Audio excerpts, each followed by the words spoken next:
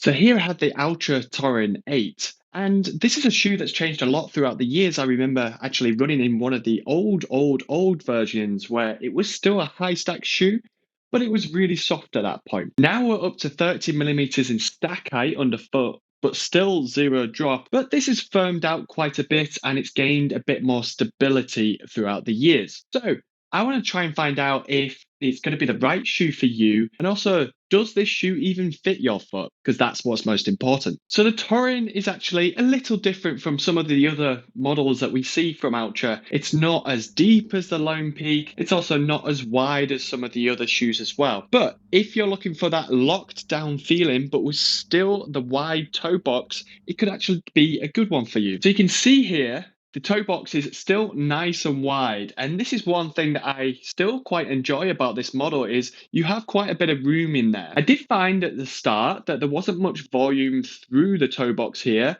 but after around 20-30 kilometers, it did pack down a little bit and I got a little bit more room so my toes can wiggle around. After that point, I found it pretty good. Midfoot is somewhere where I think it's changed quite a bit over the years. So it's still similar to the Torin 7, but we see the midsole actually raising up the sides of the upper here. And this creates a lot tighter fit around the midfoot. So it does still have that flexible upper. So if you are pushing out the side, give it a little time because it will pack out a bit and it will feel a bit more comfortable. That's what I found at least anyway. But this is not the widest midfoot in the world. It's definitely not the widest among Ultra, and it's not the widest in the barefoot realm either. So in many previous iterations, this heel has caused problems for people. And I think it might still be the case in this one too. It is a very stiff heel, this one.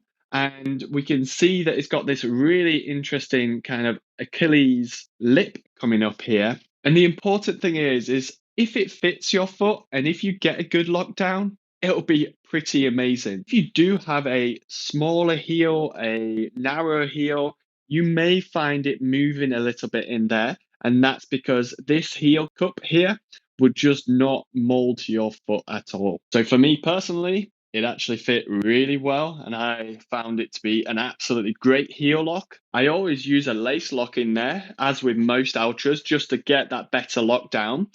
But to be honest, it was actually a really good fit for myself. One other thing that they have solved is this ankle cuff round here, where it used to raise a little bit too high for many people in the Torin. This is shallowed out a little bit. I didn't have any rubbing at all around the ankle, and I did in the 7. So I'm pretty confident that that's completely resolved. So when I first tried the shoe on, it was actually quite shallow and it was quite tight over the top of my foot. But after, like I said, similar to the toes, after about 20 to 30K, it packed out slightly. And I actually got a good fit out of it, which makes me believe this is great for someone with a shallow foot or someone with a more average depth foot. So in the end, it provided a really good lockdown for those probably using an Escalante would be similar. Rivera maybe, but not a Lone Peak. It's not as deep as a Lone Peak as a good comparison. So I found the Torin fit pretty true to size. So usually I'm a US size 9 in most other Ultras, for example,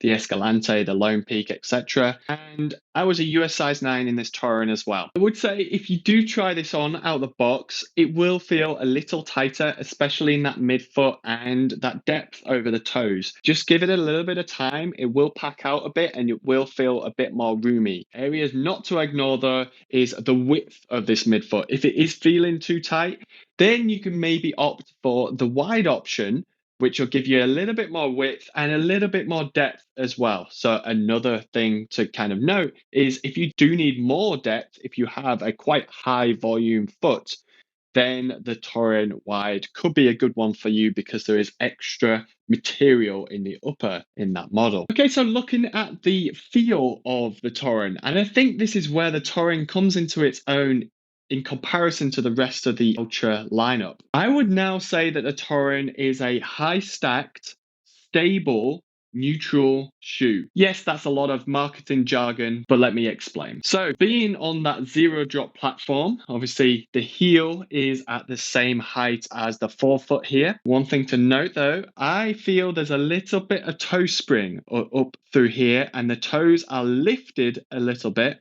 in comparison to the forefoot. That's a little bit different to a rocker or a taper that you would see in this midsole, which it does have too. So as you can see from the forefoot forward, the midsole tapers away toward the end. This creates a little rocker motion. All this means that it kind of pushes you onto the front of your foot. So if you're a heel striker, you'll roll through quite naturally. And if you're a forefoot striker, well, you'll be pushed off pretty much instantly. For me, that's what I found. And that's why I found it to be a faster shoe. It kind of encouraged me onto my next stride quite quickly. And it's not marketed as a racing shoe. For me, personally, I found it to be nice and speedy and something that I quite enjoyed going at a faster pace in. Part of this, I believe, actually comes down to this stability as well. So as I mentioned already, there's these midsole sidewalls coming up the side of the foot here. This just creates a bit of stability so you don't roll over the side of the shoe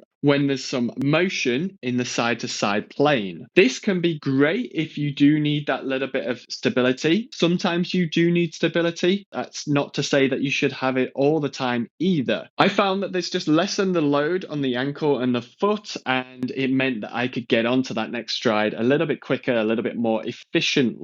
We see a similar thing in the heel as well. I did say that this is a stiffer heel, and that contributes to a really similar feeling to these sidewalls. It adds a lot of stability, especially in the ankle there, so you don't roll over or rock over the side of the shoe too much. It means that your foot sits quite stable in the center line of this shoe. Now, again, I wouldn't say that that's inherently a good thing. I think we should be using our body do the work itself to stabilize. But if you're looking for a faster shoe or something that you need when you're recovering from an injury, then some stability is okay, especially with a higher stack shoe like this. If you have an unstable shoe at 30 millimeters and you're dealing with any issues at all, it's only going to exacerbate that. So that's something to keep in mind. So then looking at this midsole, I would say that this is a little stiffer than I expected compared to what I remember from the Torin 7, where the Torin 7 still had some nice flex through the forefoot.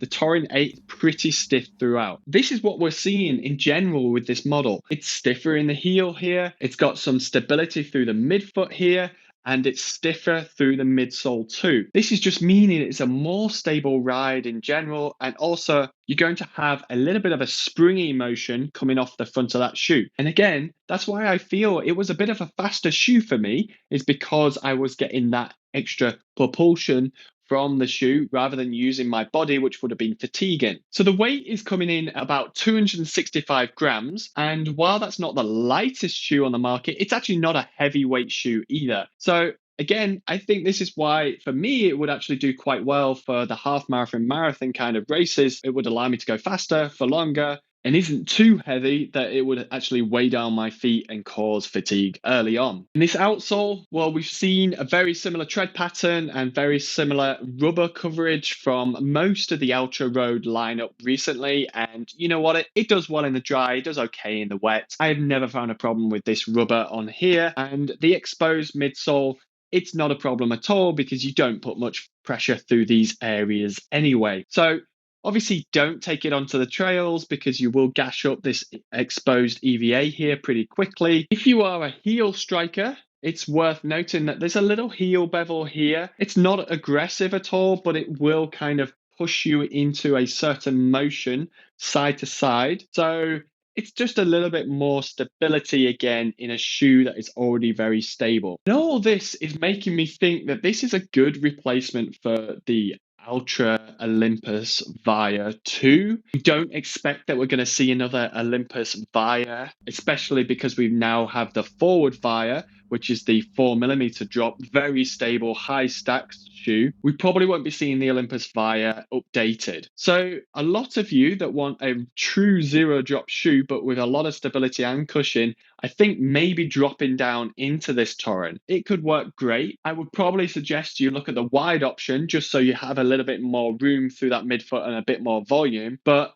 really, I don't think it's a bad choice. I think it's still a good choice, even if you like the original Olympus Via. So thinking about the durability of this shoe, there's not many areas that I think is going to break down too quickly. Although there is actually one which is going to depend on your foot and your heel specifically. So I did say that this is a solid heel cup around the back here. And if you do have a bit too much room in there and you're moving around, then I could see that this heel would actually rub through pretty quickly. So it's worth noting that if you don't have a great heel lock, just make sure your lacing is pretty good in there. This upper, where it's like this mesh upper, for a road shoe, it's durable enough. You're not going to be scraping against it. And because this sidewall comes up the side of the shoe a little bit more, then you're not going to be pushing out the sides of that upper too much because you're actually stable within the shoe or within a cup itself of the shoe. If you are a toe lifter, then maybe you will punch through the top of this, but I think that's going to take quite a while before that happens. And then this outsole. So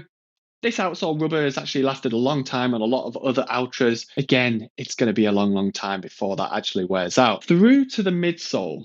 The midsole is likely going to be the thing that kind of flattens out and feels a bit lifeless pretty quickly. And we know this from many Altras in the past, like you run maybe a few hundred miles in them and they feel a bit lifeless and flat. That's not to say that they're dead. You can keep running them. It doesn't really matter too much as long as you don't want that bouncy feel all the time. But it means that it doesn't feel exactly like it did out of the box. So really, I don't have many issues with most of the durability of this shoe at all. Like I say, it's probably this inner liner that's the only thing that I would be concerned about. So in conclusion, this is by no means a minimal shoe. It's not really what I would actually reach for most of the time as a barefoot runner that likes a bit of cushion. But if I was going to be running a marathon and I did want to gain a bit of speed, I would actually consider this, even over the likes of like the Vanish Carbon or those road shoes, which are super like shoes. And that's because the fit is kind of tuned for my foot, but also it's got that kind of rocker roller motion to it. It's not too heavyweight, and I feel my turnover speed in the shoe was pretty good and pretty fast. So I think it's actually all right for that. If you are someone that likes a higher stack shoe, maybe for those longer runs, I would just say make sure you're okay with a stable shoe as well. If you are that person, I would advise mixing in something else which will train your feet and your ankles a little more. That could be a barefoot shoe, like many of the other shoes that I review on this channel, or it could be the Escalante Racer or the Escalante, which is just a less stable version of an Altra, really. In general, it's a solid upgrade, and it'll be decent for those people that want a higher stacked, stable shoe.